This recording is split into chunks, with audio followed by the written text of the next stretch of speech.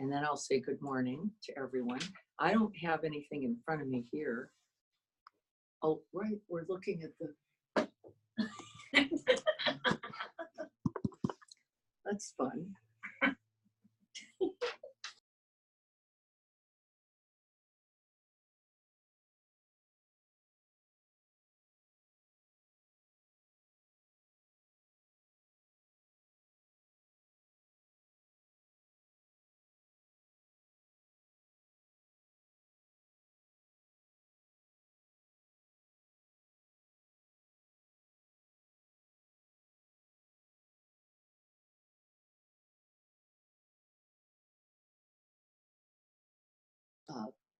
To being mindful, right? That which you practice.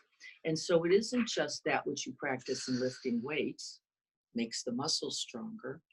We already know from our beginning discussion that that which you incline the mind towards begins to route and connect and rut, even literally, right, in the neural pathways.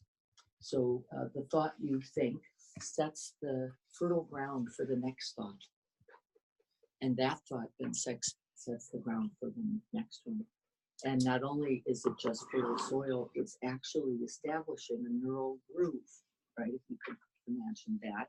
And so when we say inclining the mind as the essential practice towards joy, we're saying that you have to, on purpose, with intention, incline the mind towards the good in you, towards the good in others, towards the good in the world, towards the good all around. And that the very inclination to find the good will allow you to find it. The inclination, the very setting up. There was some in the reading last week about Dan Siegel saying, we're really establishing the entire camera system, really identically like this, to get the right picture. And if we don't do that, the chance of getting the right picture is now less than random. It's not as good as random. It's less than random. Do we remember why? The negativity bias is working 17 to 1. So it's not random. It's not like 50-50, red, black. I've got a shot. No, you don't. 17 times to 1. The mind is going to incline towards the deficit, towards the paucity, towards the not enough, towards the I can't find it, I can't see it. And so we want to train, right? Otherwise, we'll talk about that all for the day today. Vicki has offered to read the daily aspiration. Thank you, Vicki.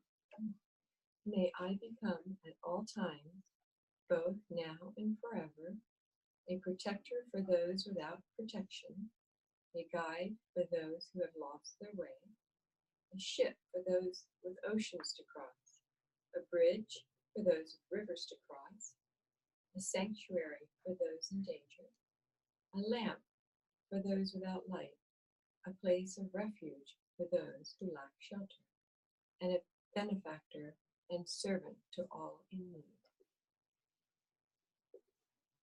Breathing in the aspiration, igniting the heart mind of bodhicitta, which actually just means awakening, one who is committed to awakening for all beings. The bodhisattva in us all that brought us to this practice today.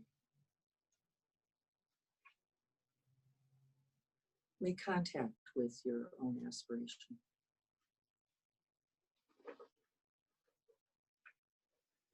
And if there's someone who comes to mind to include, please include them now. Someone who could benefit from your practice, from our practice, and all the practices, all the aspirations from all the world. We are connecting with that.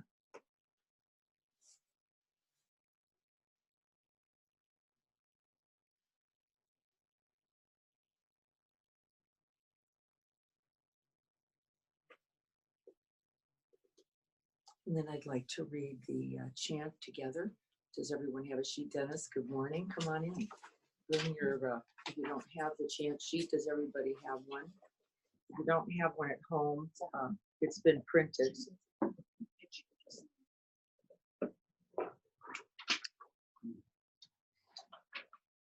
We're looking at me. Waiting. The chant together. Let's take a breath, gather ourselves. Here we go. Ready? May I be conscious, calm, contented, caring, and compassionate. May I accept all that is arising at this present moment. May I honor life and be a contribution. May I live in joy, love, and peace. May you be conscious, calm, contented, caring, and compassionate. May you accept all that is arising at this present moment. May you honor life and be a contribution. May you live in joy, love, and peace. May we all be conscious, calm, contented, caring, and compassionate. May we all accept all that is arising this present moment. May we all honor life and be a contribution. May all beings live in joy, love, and peace. Just set that down and then prepare to sit.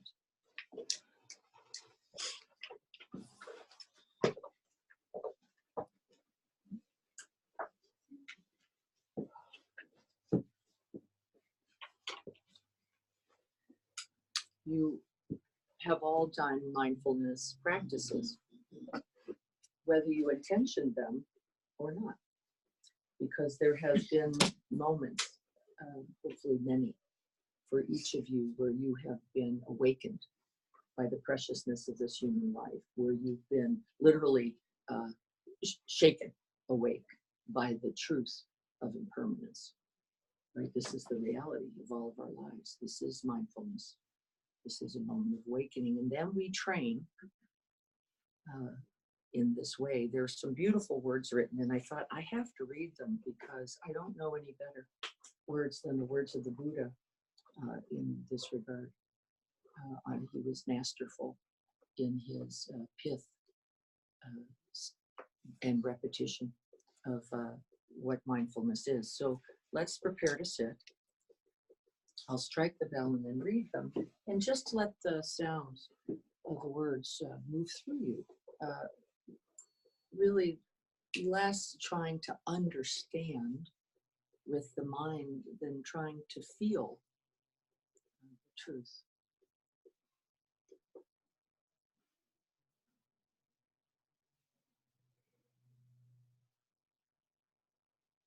May all beings everywhere without exception gain benefit and welfare from these practices.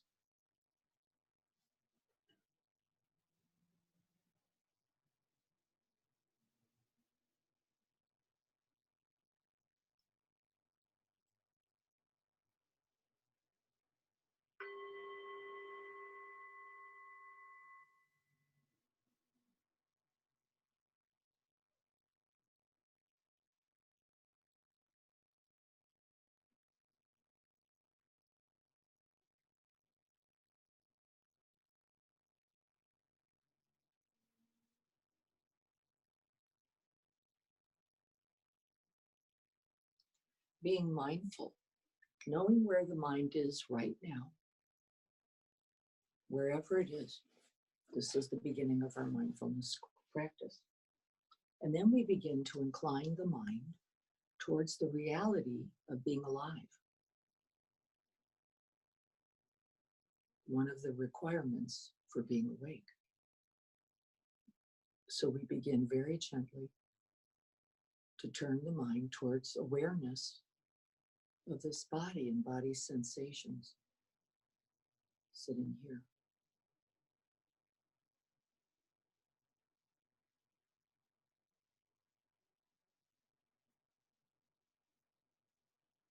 As my neighbor from Georgia used to say, make no fuss about it. just knowing the aliveness of this body, feeling it in whatever way is true for this body right now. And make no fuss about it. Feeling the feet on the floor, the bend of the knee, the weight of the body in the seat.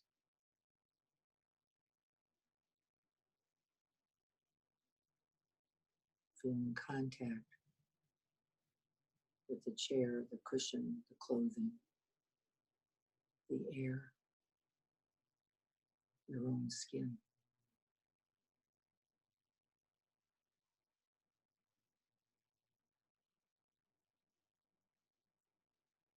The uprightness of the spine and the beautiful balance of the head. Already a miracle.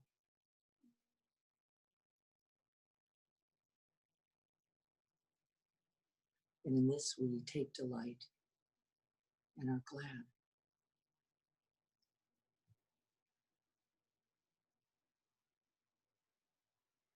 Mindful presence of the body. The first foundation of mindfulness. Knowing the body as the body.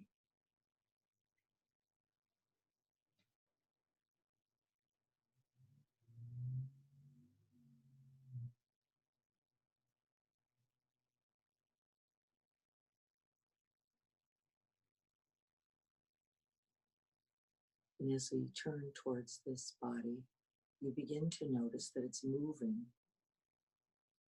and that you're breathing.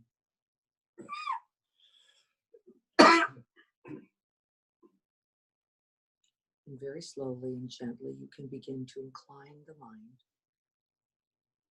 towards the awareness of that breath, moving in and out of the body. Wherever you notice that it is most alive, most present, most vivid. Maybe the chest, the belly, the diaphragm. Maybe the nostrils, maybe even the rise and fall of the shoulder.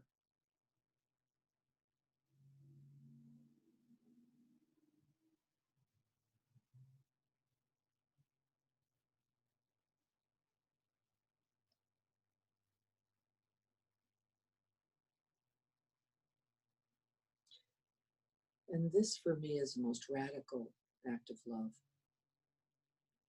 Right here. This turning towards oneself with curiosity, with interest, with care.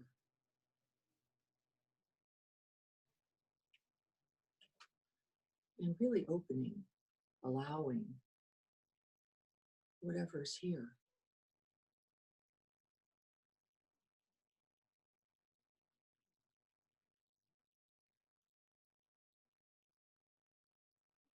With each breath, we're going to see if we can continue to sharpen that attention.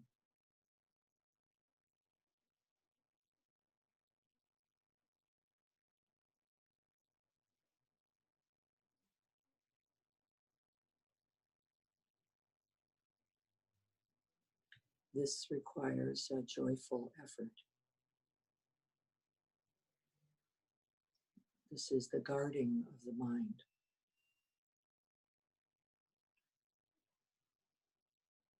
Placing it again and again, forever again, in awareness of the breath.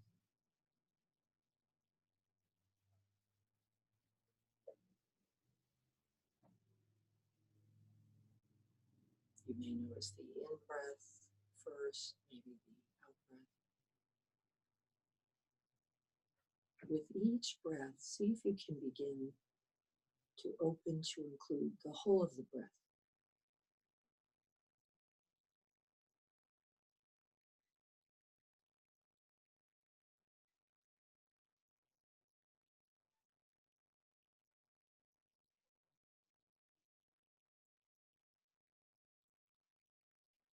The breath is the metronome for the present moment.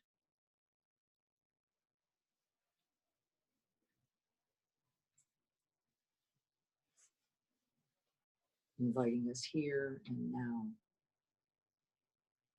breath by breath.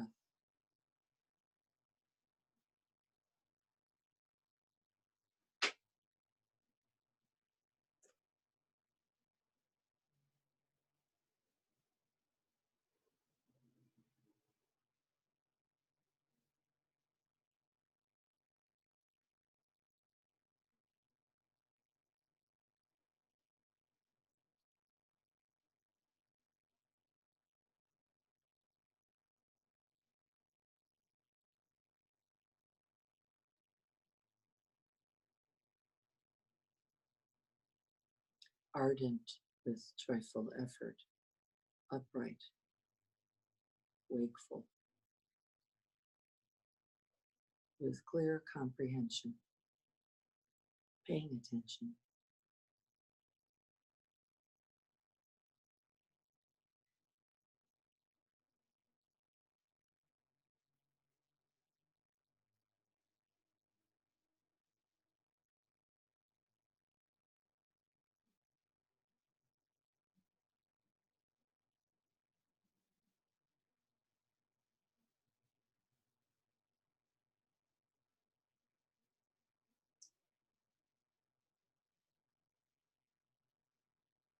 And no matter where the mind goes, there is the simple instruction: incline the mind once again towards this body and breath. Do so without judgment, without harshness, without criticism, without condemnation or aggression.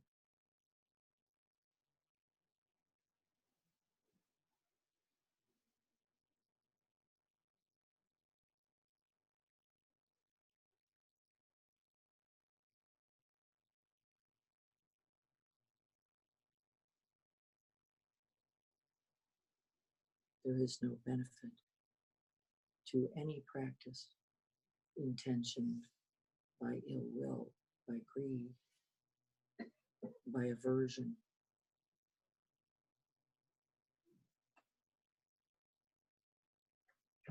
So with kindness, with genuine care, with compassion, we find our way to the breath again and again.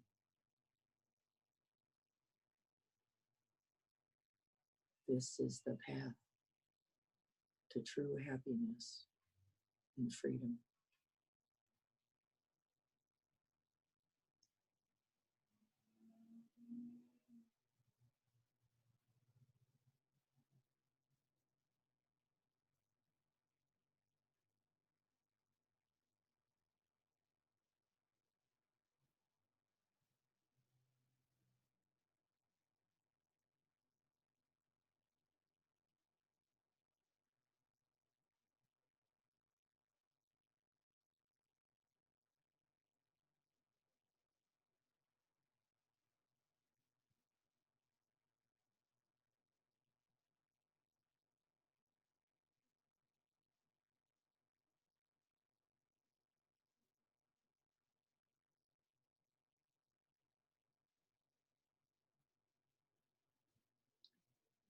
Calming, stabilizing, purifying, making whole.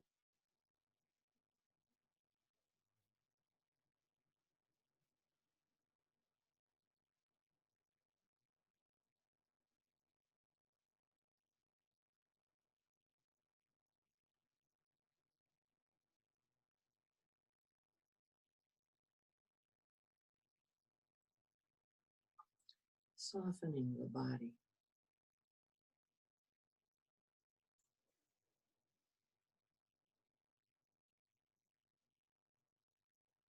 relaxing the eyes and cheeks,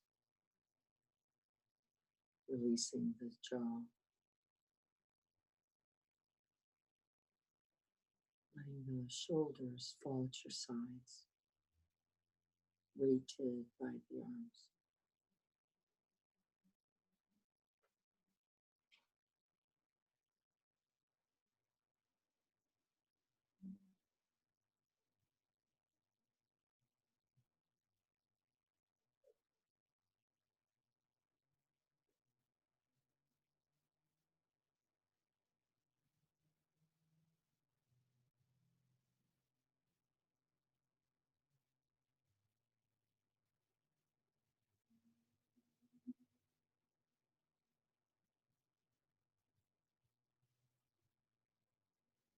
With each breath, seeing if you can greet the breath, arrive, make direct, immediate contact with the sensations of the breath, as if you were making contact with the beloved.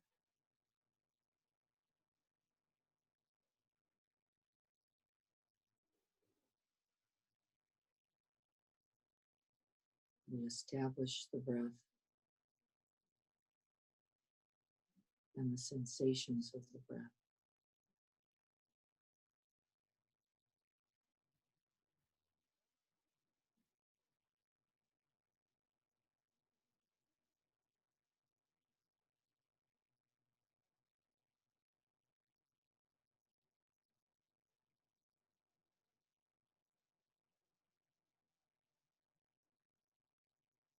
Noticing the in-breath as the in-breath.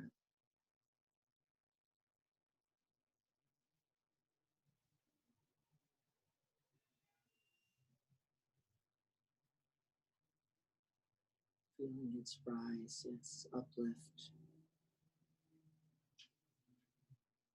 It's expanding and it's filling, like life being poured in to an empty vase. We feel that uplift, and in this we too can take delight.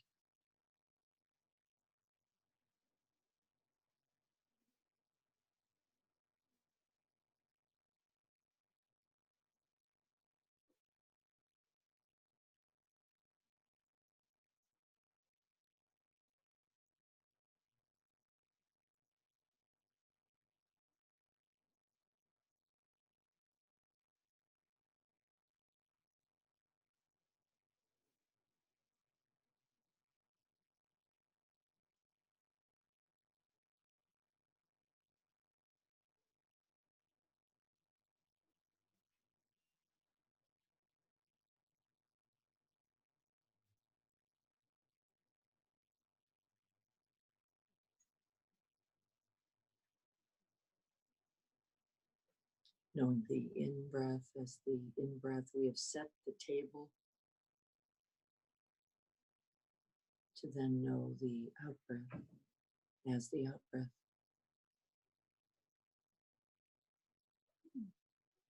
Sustaining the breath,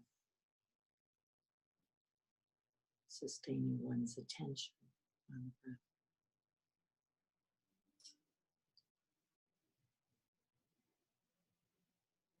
And in this too, this sustaining of attention of the in-breath and the out-breath.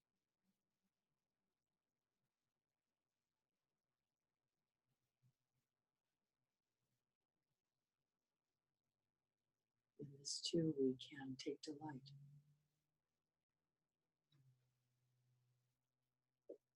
And be glad.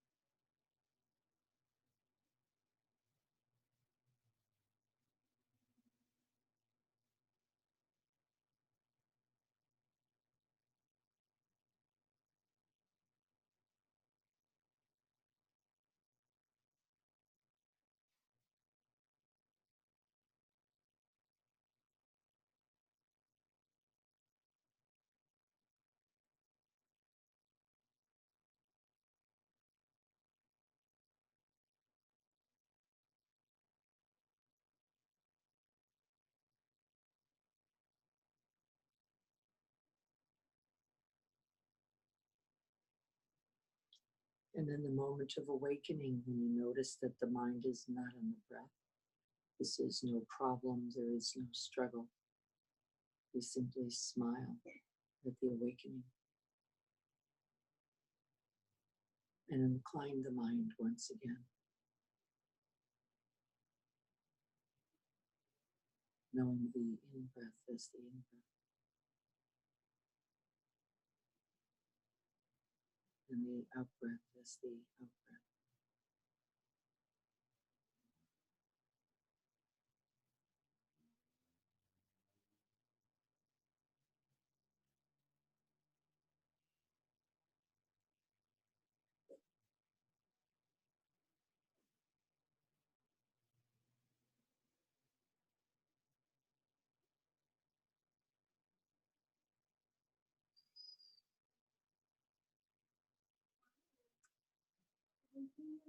And if you get completely lost, losing contact with the breath, not even knowing where the mind is, this too is a moment of awakening.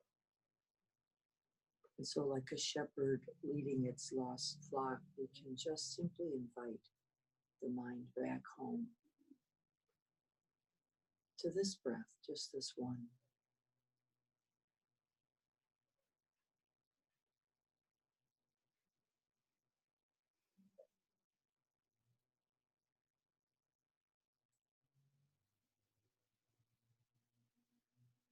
And then we can smile,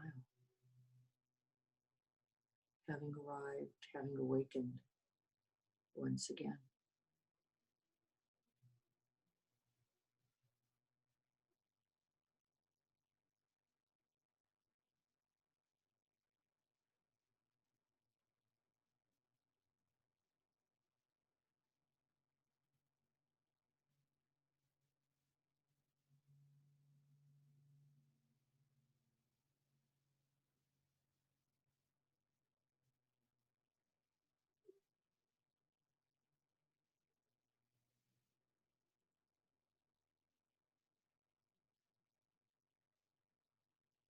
And as we attend to the breath, we begin to discern finer and finer characteristics.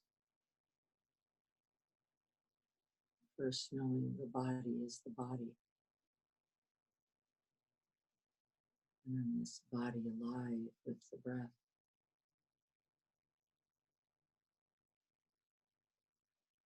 And then knowing the in-breath as the in-breath and the out-breath as the out-breath. And then we can know a long breath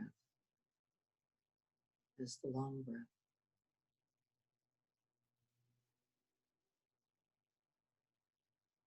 And the short breath as the short breath.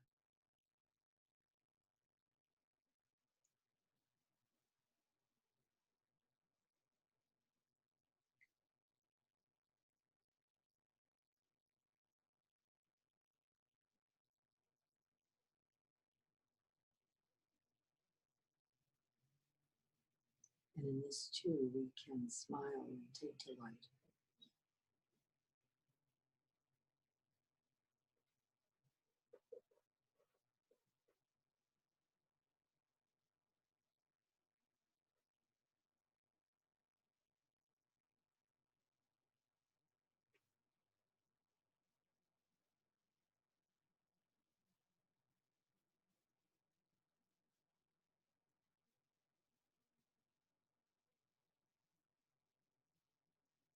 We can then know a smooth breath as a smooth one.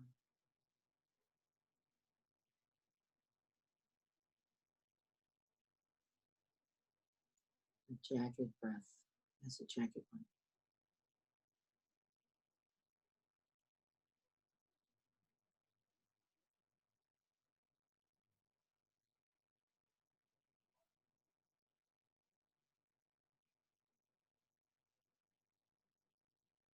And in this knowing, we smile and take delight.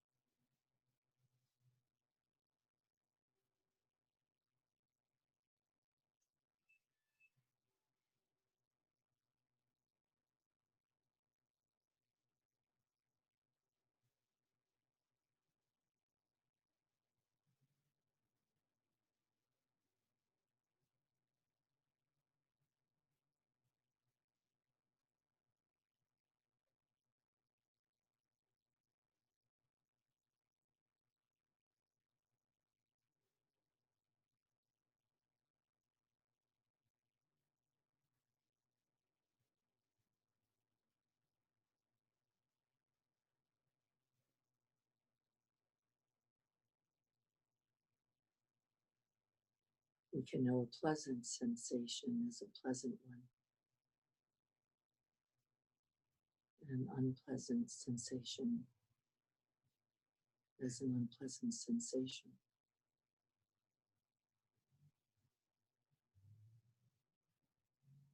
No struggle, no resistance, no clinging. Just the knowing.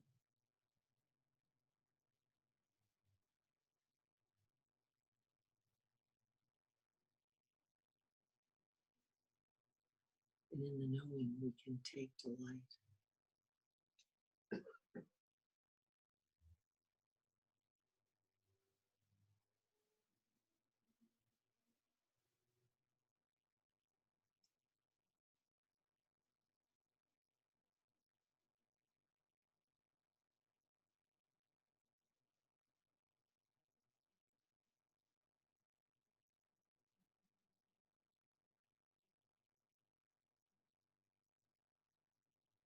We can smile and be glad.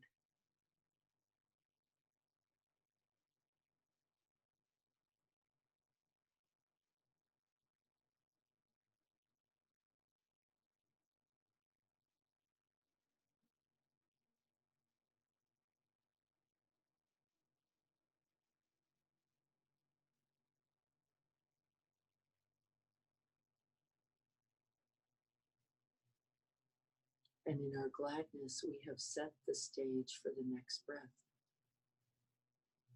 for the next thought, for the next word, and for the next action that we can now skillfully, mindfully, lovingly take. This is the path to true happiness and freedom.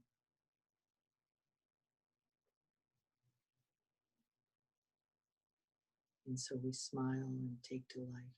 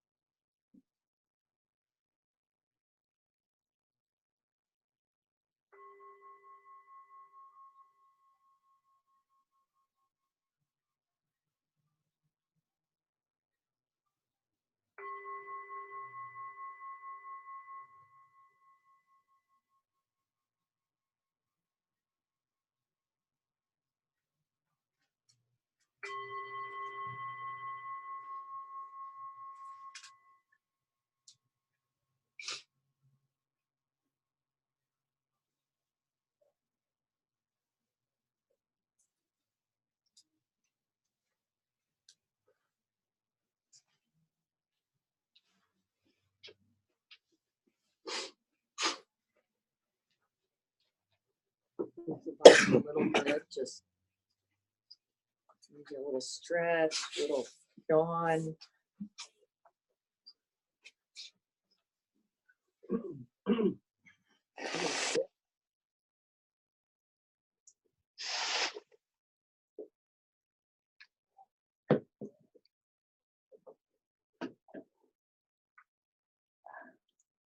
It's official. I'm old. So good morning. This is class 2. We're going to stay on mindfulness for at least one more week because it's so big. Really, without this attention and understanding of why we keep inclining the mind as we do in these formal practices towards the body, towards the breath, or the qualities of mind and heart. If we don't get that, then our commitment ends up being weakened. We want the idea of joy, but we're actually not willing to then do what's required. And this attention, this placing of attention on purpose towards the good, and it begins right here with turning towards the body and breath itself. It is required for this ultimate unconditioned and boundless joy that we've been talking about, that we're all aspiring for. So I said that I would read a little bit of the words from the suttas. And again, I said this is not a Buddhist series, but the Buddha, you know, he was the first neuroscientist. He was the first mind researcher. He did a really good job of paying attention to qualities of mind that not only do you need an fMRI for, right? Which if we don't have one at home, this could get a little complicated. What we do have, however, is what? This very body. As the body, we have this very breath. We have an attention that we can all then turn towards and place on purpose to discover the truth of all phenomena and ultimately of all things. He said, you don't need anything else. You've got everything you need right here. You don't have to go get something special. It doesn't require extra equipment. You have everything you need to be completely awakened and present to your life, and then, of course, as a benefit to the lives of others. And I love that. You've already got all the equipment that you need. We forget often, and so he reminds us. This is the only way, O awakened ones, for the purification of beings, for the overcoming of sorrow and lamentation, that means grief, or for the destruction of suffering and all sadness, for reaching the right path, for the attainment of enlightenment, nirvana, namely the 4 foundations of mindfulness. Oh, I don't need a nice house, and I don't need the Land Rover with the extra thing. This, he says, this is it. This is all you need for true joy, happiness, and freedom. It's the 4 foundations of mindfulness. What are the 4? He goes on. He doesn't leave you hanging. I love this about him too. There's no Agatha Christie here. Here, mindful ones. A mindful one lives contemplating the body as the body. Pretty good. We're all there. We did that just in this practice, didn't we? Just know the body as the body, sitting here, knowing oneself.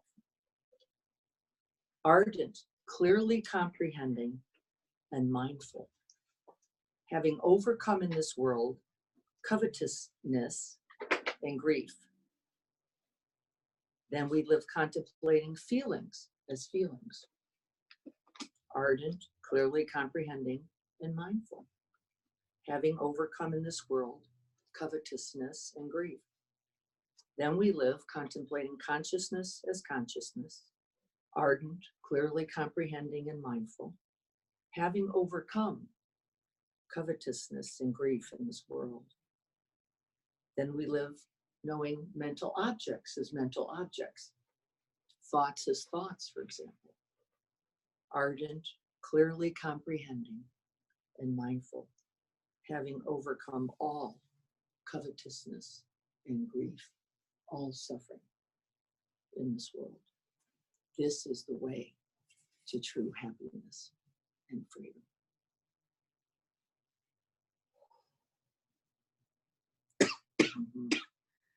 And then we complicate that all up, don't we? We complicate it. But no, I don't have the right conditions. I don't have the thing I think I need for true happiness and freedom.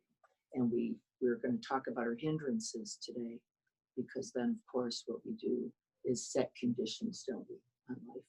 Life has got to be like this for me to be truly joyful, truly happy, or free. Some other way is the shorthand version of this than it is right now, don't we? Some other way than what is true and present and here right now. This is the way we begin to become bookies with life. If only I could get that jackpot, then I could be happy. Right? So those are some of the words of the Buddha himself. I love them. So let's just take a moment and think about then for yourself. John Kabat-Zinn's definition of mindfulness is this. He took it right out of the mouth of the Buddha, by the way. He just stuck it in the 20th century. He said, paying attention on purpose, in the present moment, non-judgmentally, or we could say with love, compassion, and care. That's what non-judgmental means. Paying attention, got to put it there, on purpose. You have to intention it, or you're not going to notice. In the present moment, where this body is this body, this breath is this breath. This in-breath is the in-breath and the out-breath, knowing something, then with kindness, compassion, or care, non-judgmental. Ardent, resolute, clear-seeing, and mindful. Those are the instructions. So then, what's your definition? What's mindfulness for you? How do you know it? Let's talk about it for a moment. What do you know about those two definitions that is true? Paying attention without emotion. Paying attention without emotion? What if you were paying attention, noticing emotion as emotion? Right. No problem, right? Knowing an emotion is an emotion. Knowing anger is anger. Already, we're awakened. Knowing despair is despair. I happen to know its flavor, its texture, its color, right? Knowing it. This is the way. Not getting rid of it. Watch it. We make this mistake every day, don't we? This is the if only mind, I could move that over. If only I could get this other thing. If only then, right? But yes, paying attention to what is arising. And then they go on to say, and naming it, recognizing, knowing something about it. And I have to say, I spent a lot of time, I think I still do it, actually noticing to make it go away. Yeah. Like, don't you? Like, Yes. okay, if I name anxiety as anxiety, then it'll disappear. It never works. I don't know. It's like some magician. What was I thinking? Houdini who? Right? What Houdini? No, it isn't that all anxiety dissolves as you know anxiety. It's as you know it. You see it for what it really is. You see its true nature, and then are no longer caught, no longer gripped, no longer hijacked, because you go, right, anxiety, just like this. Tight like this, tense like this, thinking I'm gonna die like this, except I already know it. I've dropped in about how many hundreds of thousands of times now to see that this is the way of anxiety. Right? This is its way. It is not me. It is not mine. I am not this.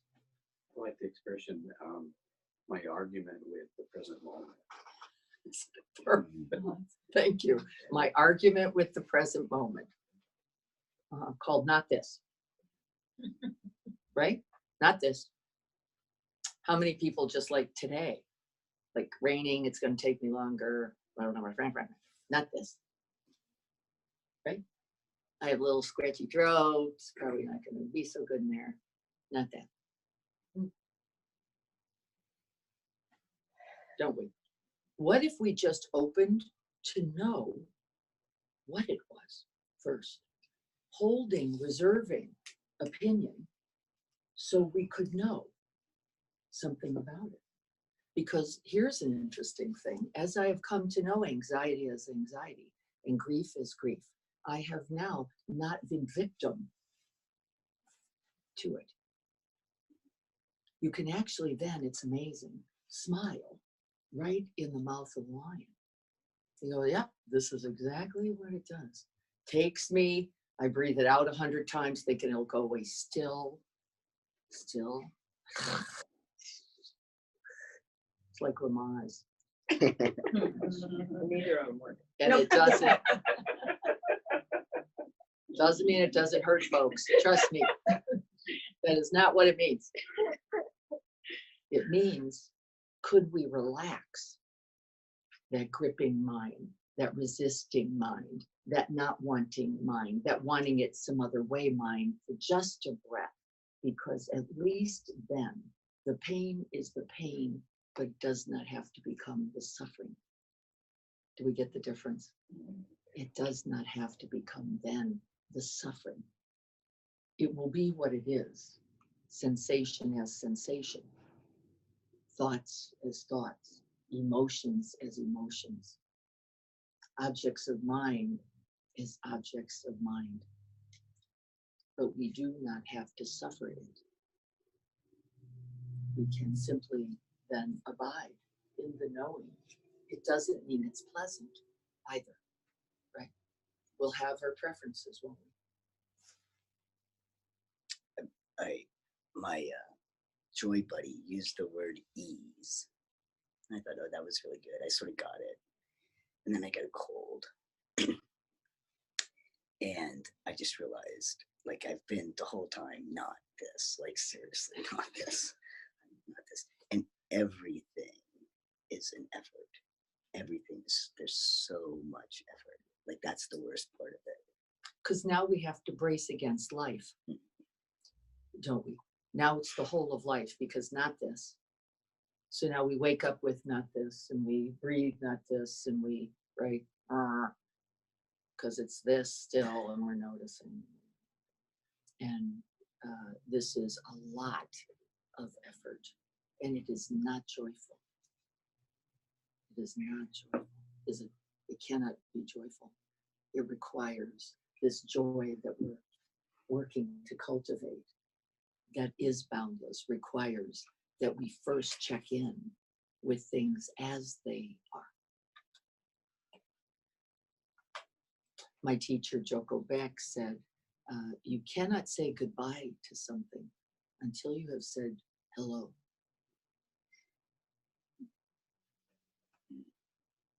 You cannot say goodbye without first saying hello. And isn't it true? We just want to say goodbye, not this. And it doesn't work that way, does it? The dissolving actually comes right out of the knowing, right out of the wisdom, right out of the presence, not out of resisting better. It's a mistake, right? Not out of, if I put my attention over here, that will go away. It's like, right, what kids do. I still do it myself. Right, as if it will go away. So you know this, right? You know, there's no turning away that will be effective enough, that will, right? It's just not possible. So mindfulness, paying attention, number one requirement, on purpose, with intention. Why do we say with intention? Because a Labrador notices the ball, don't they? In fact, they're pretty good at it. There is no volition. There is no consciousness. There is no intention in it. It's the noticing, but not knowing that you're noticing. This is the extra skill that our prefrontals have offered us. We can know we're knowing. This is the beauty. We can direct attention, not just be caught by the moving ball. We can say, even in the movement, I'm going to choose to place the attention here, right? Noticing both the movement itself and actually intentioning to come back. This is what you just did in this practice, didn't you? You notice the mind in its movement.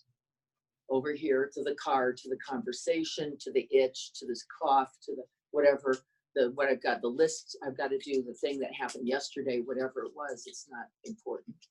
And what could we do that the Labrador cannot do? Ah, I see the quality of mind. I see where the mind is, and I can choose now to direct it on purpose, with intention, with care, kindness, and compassion. Right? This is an amazing, amazing opportunity, an amazing privilege that we hold. Right? Out of all the billions, trillions of beings in this world, we are accorded this. And it's spectacular, isn't it? Now, the next thing is, can we use it? And now, not only can we use it towards the good, towards the benefit, not only for ourselves and our freedom, but the freedom of all beings? Yes, the answer is yes. When? Right now. And then right now again. Right? And you stay in the body and you stay connected to the breath. And you listen for what I'm saying is the vibration of the truth. You go, yep, that's the deal. And then we smile and are glad for the privilege. So mindfulness, that's its definition according to the sciences, actually the same definition according to the Buddha, the same definition according to the psychologists. So we don't have to look for others. I would like you to see this week where you notice mindfulness. Where do you notice it in your life? I'd like to hear about that. Where do you notice mindfulness arising? Where there's something we have to do. We talked about it last week. What was the thing we have to do first? Intention. We have to intention. And we did that with our 3 words in the morning. We did it by dropping in to our statement for the course, which is the aspiration for joy, happiness, ease, well-being, delight, gladness in our lives. Have to set the table for your life this moment, this day. Well, I especially notice it in the garden. In the garden. Yes. Because as I'm looking in my garden, take this leaf, look at that tomato, Yes. and it's just like, it's like an adventure. Yes. It's just, Our true nature revealed in the nature of all things. This is our nature right there. That beautiful sky,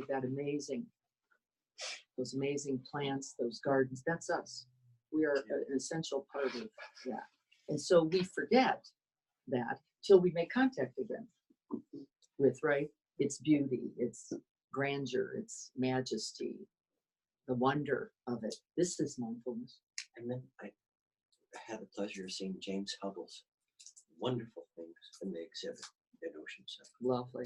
and how connected he was to nature. Yes. The whole of space. Where is it? It was at a museum up in Oceanside. Yeah. Is it still there? No, I don't- They left this week. Yeah, that's unfortunate. It was just Spectacular. So here's some review of the homework for last week.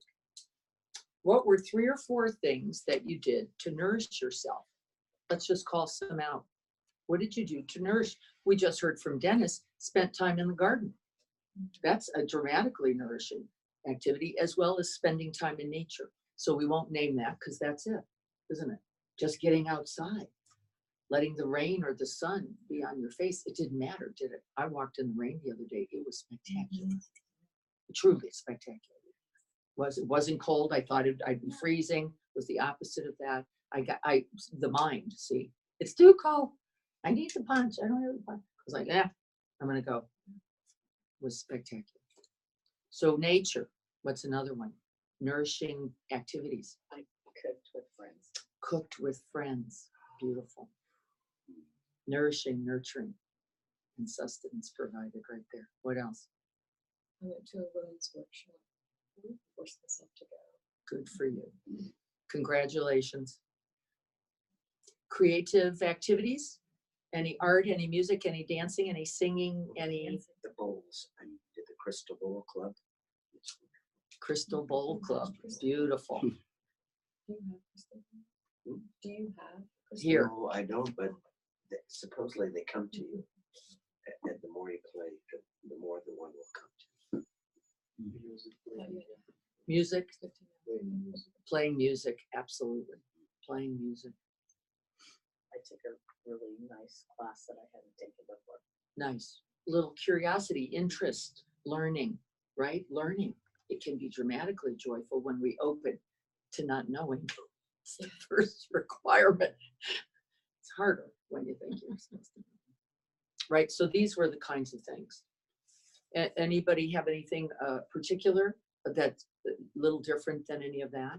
We heard learning in science, learning in nature, cooking, providing, generosity, Make up songs. making up songs.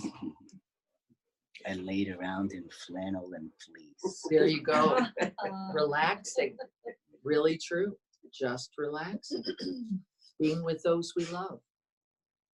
I had kind of an interesting experience with the dog because she's getting pretty old, and so sometimes I get a little impatient because I've got an agenda. I want to get the dog here, so just letting the dog sort of walk me, and just watching her. Yes. When she can smell everything, so that's like the biggest thing. Yes.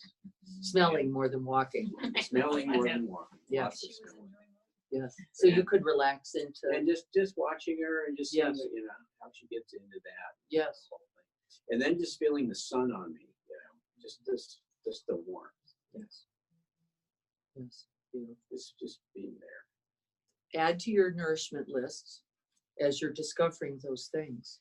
Those are things that we can rely on when we notice that we're in paucity, when we're in a little bankruptcy, when we've gotten a little bit captured. We've almost always lost mindfulness there. We no longer see the big picture. We're holding the little tiny sliver, the shard of distress, and going, this is my life. And we need to open up. And one of the ways we can open back up is to go to your nourishment list. And I love what Nikki said and what Robin said, which is, and then I went to do something. I didn't just wallow, I didn't just sit in it. I took a risk, even though I didn't feel like it, even though it was new to me, even though I didn't know what its result, right? I went anyway. Yes, this will breed joy by its nature. It doesn't matter what the class is. It doesn't matter if you like the teacher. It doesn't matter if you're going to use the information. I really mean this. It actually mattered that you risked new, novel, curious, open, interested, and not going to stay in the old suffering. I don't even want to call it comfort. The old suffering, right?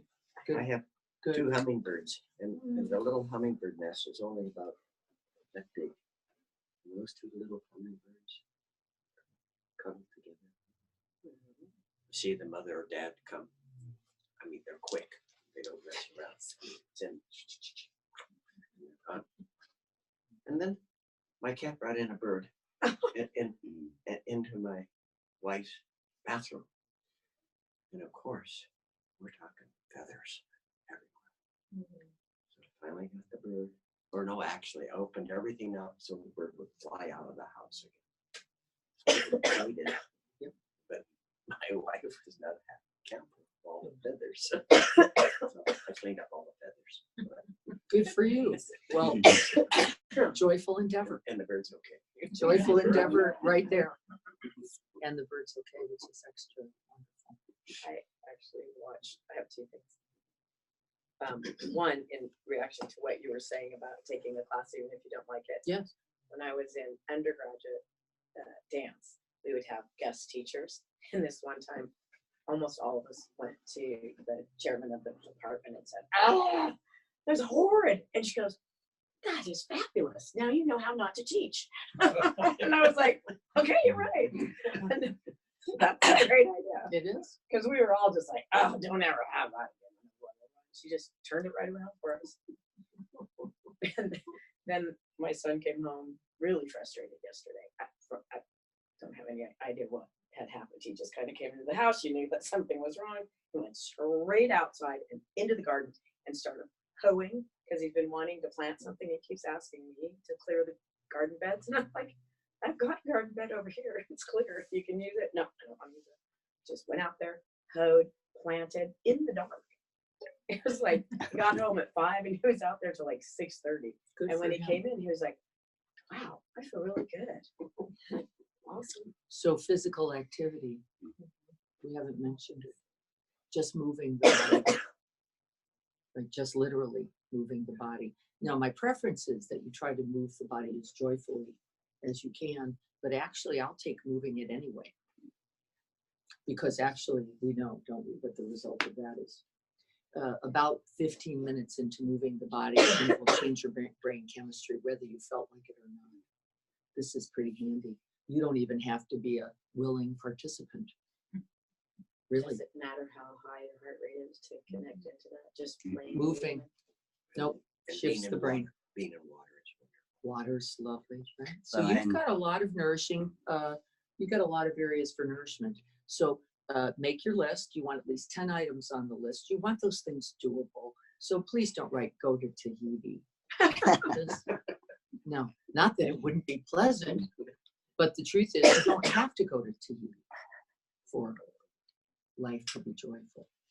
And if you don't know what else to do, you just heard from this collective about all those possibilities. I'd like to move on. Yes, I just looking back at my nourishment list that I honestly didn't look at this week. yes. I'm actually amazed at how many things on this list I did Lovely. without the list. I'm so appreciative and grateful for that. That actually also happens in the Awakening Joy. We will start to incline a little naturally towards some of those things. Now I just want you to know you're doing it and celebrate, right? I am moving. I am getting outside. These are good things for me. We want to bring intention to the attention. Intention to the attention so that we can remember neural systems and pathways, set the groove for continuing to wear, not default into negativity bias, suffering, discontentedness, and complaint, but rather, oh, possibility here for me. So good that you know that. Intention with attention is my definition of mindfulness. Attention with intention is my definition of mindfulness. It works both ways. And I'll keep that for me, that simple. It says here, have you been meditating, singing, exercising, dancing, or writing in the journal? That's just a check-in for you. Those are all things we know will contribute. Meditating, singing, exercising, dancing, or writing in the journal. Are you setting your intention every morning? This will help. We know this will breed joy. Did you notice that if you set the intention, that you were inclining the mind any more towards it throughout the day? That will naturally also occur. And then celebrate, noticing, oh, I'm back, checking back in, remembering the intention, remembering the aspirations for joy, for happiness, for ease, for well. Remember, we're not going to stick with the one word because we're still tight on we're a little too narrow on what we think that means. Okay. So there was some quotes from the book. Did anybody read chapter 2 yet? It's definitely worthwhile. I just want to point to a few of them. I don't want to spend too much time because we don't have enough. The secret to awakening joy is being present with whatever part of life we're tasting right now. The key to the secret is the practice of mindfulness, and it is the underpinning of all other practices. I think this is critically important. Mindfulness is the base of all practice. Without it, there can be no practice. With mindfulness, we live in the present moment. The habit of being a little or a lot separate and disconnected from ourselves living in the past or lost in fantasies takes an enormous toll. It costs an enormous price, doesn't it? We miss out on the whole of our lives. So when I took my first grand rounds with John Kabat-Zinn in 1994, he had a quote that he recited. And when he recited it, I literally knew, you know, those moments where you go, oh! Like, up, that's it, right? So here was the quote: quick, now, here, now, always. A condition of complete simplicity, costing not less than everything. Quick, now, here, now, always. A condition of complete simplicity, costing not less than everything. That was his definition of mindfulness. Is it beautiful, right? Quick, now, right here, always. Always. Costing everything. You have to bring it right here. Right? The mind here, the heart here, awareness of the body here. It costs everything.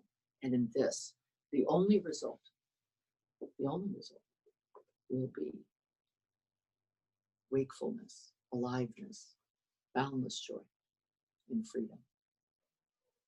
Right? And so this is why we train. Right? This is the point. Thank you, John. Casey's watching. So I have several quotes from the book. I've taken notes of those quotes in case you A, don't have the book, B, you don't want to read the whole book. I would like you to look at those quotes in my notes.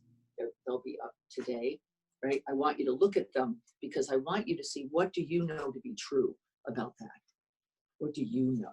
Because remember, direct experience is the path and the way. You can't learn from anybody. My mindfulness, though it can be an inspiration, right? It can be a model. It cannot be yours. You have to do the work. I cannot do it for you. So I want you to look at those quotes. That's part of the work. And I want you to, what do you know to be true about that? Are the notes on your site, or are they on? They are going to be posted on the everydaymind.com website. All the archives are there and the notes are there. I've included that. My son thinks I'm a nut. He's like, what, 11 pages of notes? What do you do? I'm like, put them up, right? Because I want you to be awakened by them. You'll see something there that you missed, right? It'll be good news. And if you don't want to read them, you don't have to.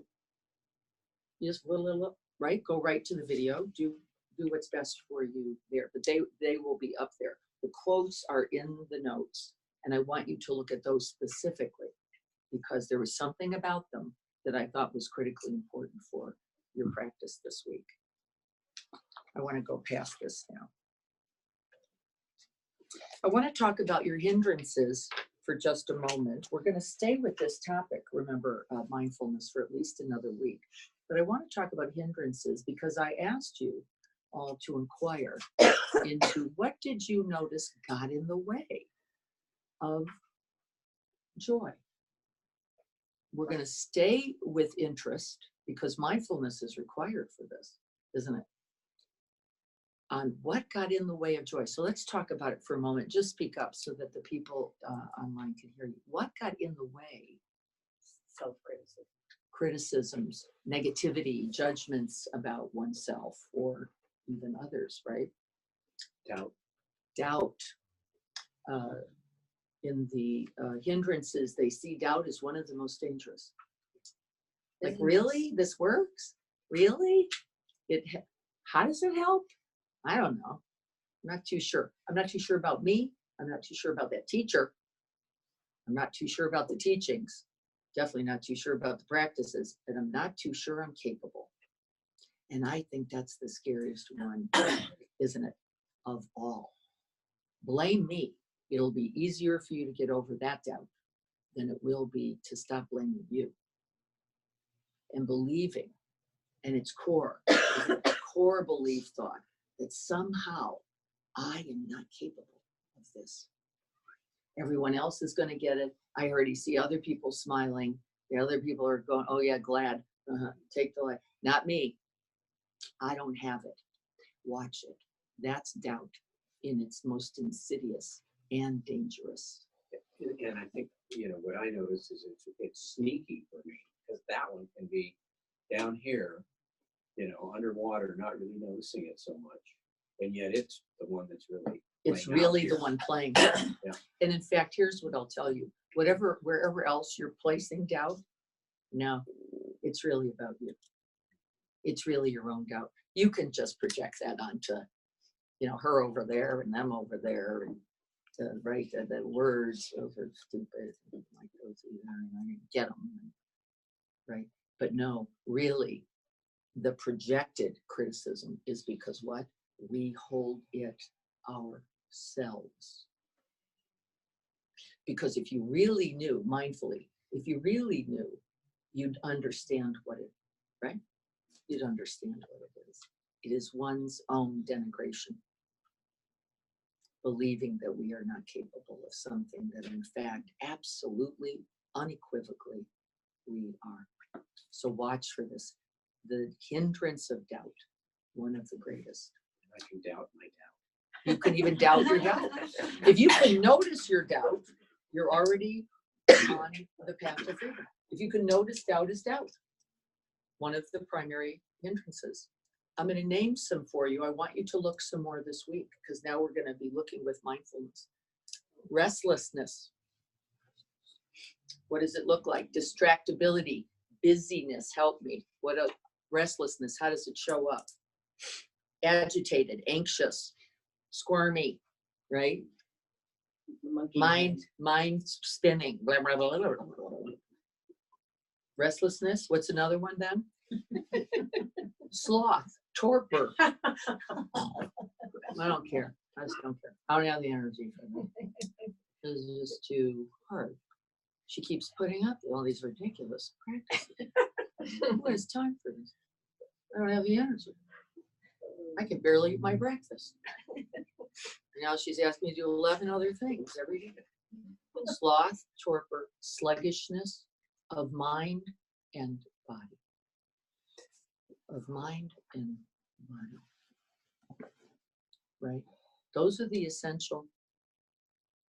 Those are them. Too fast for my own good. Right? Too much, too many. Can barely get it moving. Those essential hindrances, and then all the ways we play them out. I want you to look for where you're noticing restlessness, sloth, and torpor this week. They're playing. They're there. Yeah, they're there. They're there for us all. I want you to pay particular attention, because the Buddha himself said this is actually one of our biggest problems. The biggest being doubt. That we do not know that we are capable, that we have forgotten our own capacity is the word. But restlessness and sloth and torpor take us away from the present moment, don't they? Either way, too much, too little. And what do we spend all day doing? Too much, too little, don't we? Pointing out too much, you're too low, you're too much, you're too little. This is too much, and that's too little. And guess where the actual too much, right here. Too much, too little. Restlessness, distractibility, busy, can't find anything to do, boredom. Like what was it really? And it's a miracle of a life to really attend to. It was just boring. We do that with our own breath, don't we? The breath, meh, who needs it? You need it. You want it. Because everything else comes from it. Doesn't it? Everything in this precious life comes from it. Restlessness, sloth and torpor, and doubt. We're going to look this week. We're going to look this week. I want you to see where your habits, your tendencies, what are we trying to do with them? Are we trying to get rid of them? No. We're actually just trying to notice them, paying attention on purpose in the present moment with care, compassion, and kindness. I think we're getting close to the end. I have, of course, 25 other pages of notes that we won't cover. Yes. Vicki, did you want to say something? Paying attention to the past, fit into there. Knowing that the past is the past is mindful. Knowing the past is the past. Knowing the future as the future. Knowing the present as the present. If you don't see something, if you had a great past, but you don't see something in the future, what is that? How could you see it? It's not here yet. That's only present moment doubt and fear. Going, there's nothing in the future. Like you know something about the future. Joke, laugh. I think suffering, for me at least, gets when I'm noticing the past, but then I get stuck in it. Judging, condemning, longing. Let's see. What else do we do with the past? Criticizing yourself. Uh-huh. What we did in the Why? How come? Why me?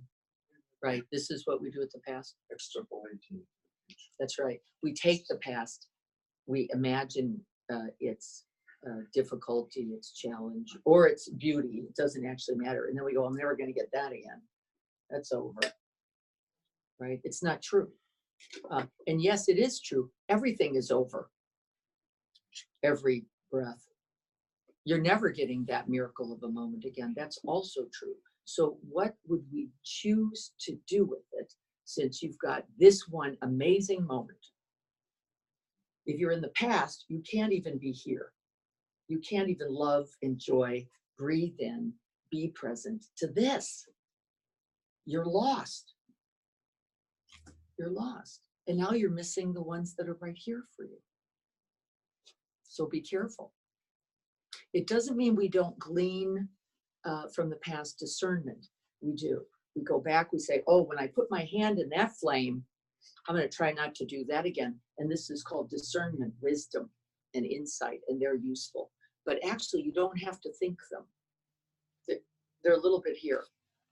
So watch the habit for that. We're going to stay there.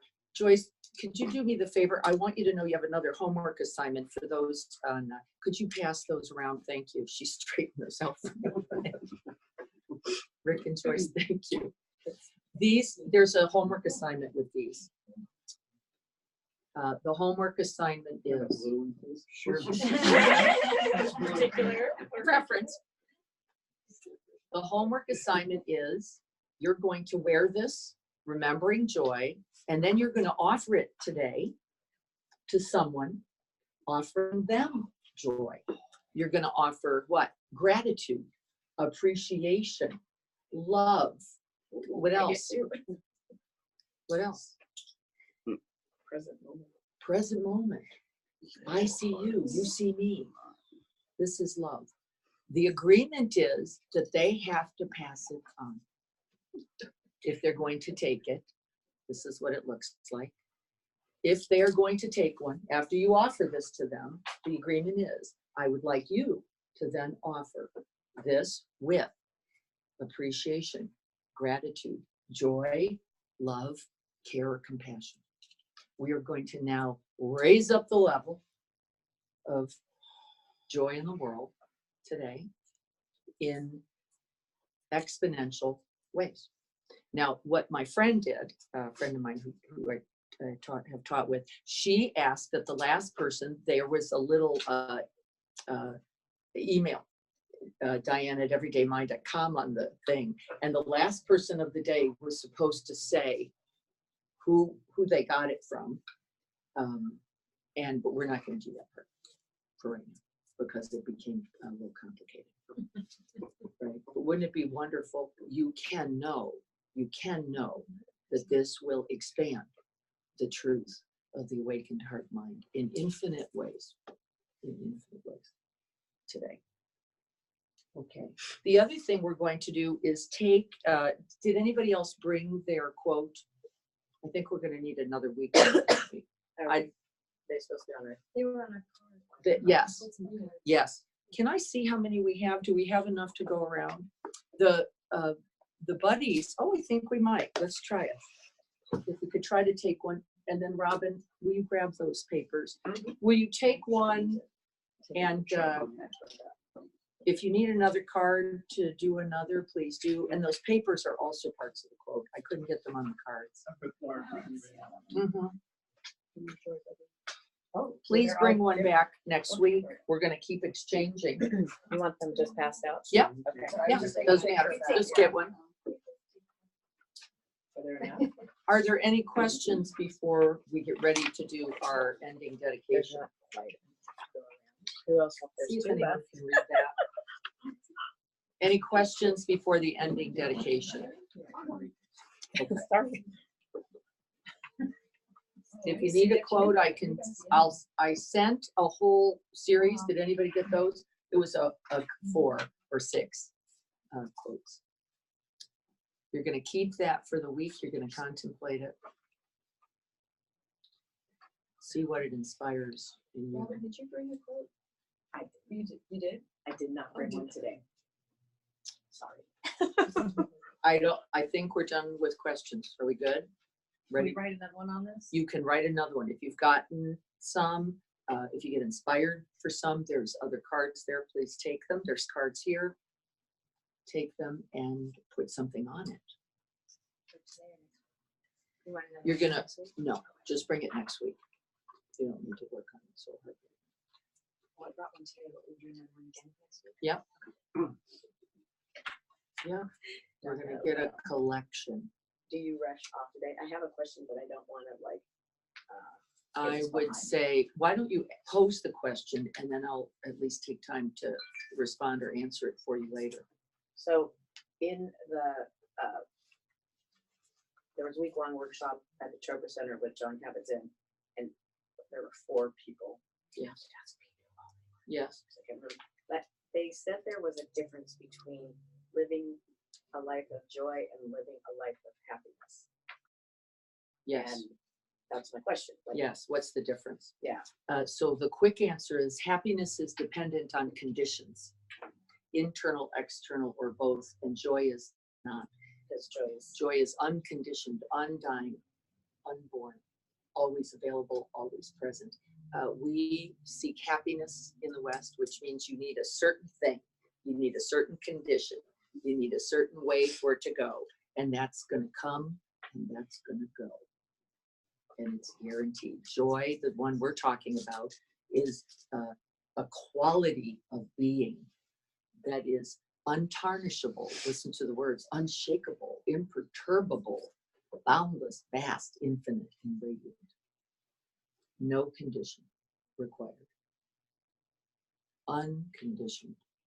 And the ones that mean the most to me is unborn and undying. Not coming and not going. Always right here and available. Thank you. Thank you. For that. Unshakable, imperturbable. Right? Can't be rocked. Cannot be moved. Can we look at our dedication? Help me with that. We're going to recite it 3 times. No. At the very bottom of the page. Take a breath. May this joyful heart, precious and sublime, arise where it has not yet come to be, and where it is arisen, may it never diminish, but grow and flourish evermore and more. May this joyful heart, precious and sublime, arise where it has not yet come to be, and where it is arisen, may it never diminish, but grow and flourish evermore and more. May this joyful heart, precious and sublime, arise where it has not yet come to be, and where it is arisen, may it never diminish, but grow and flourish evermore and more. Maybe take a moment, a breath, finding our bodies, inviting the mind home. Present, joyful, and loving.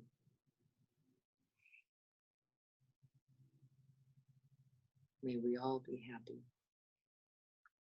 Having the causes and conditions for true happiness and freedom. May we all be free from suffering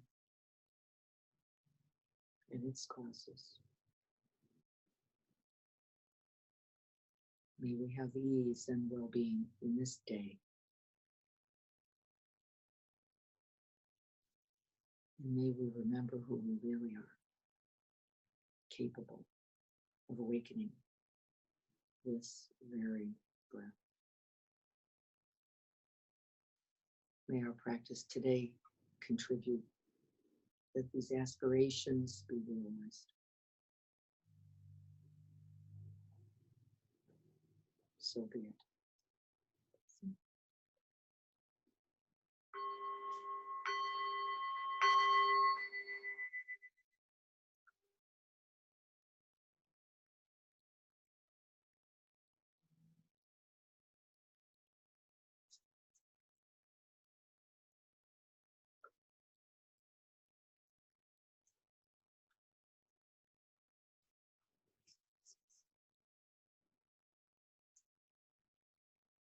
Thank you so much for your practice, your mindfulness, and being here. Thank you. If there are any questions, feel free to ask them.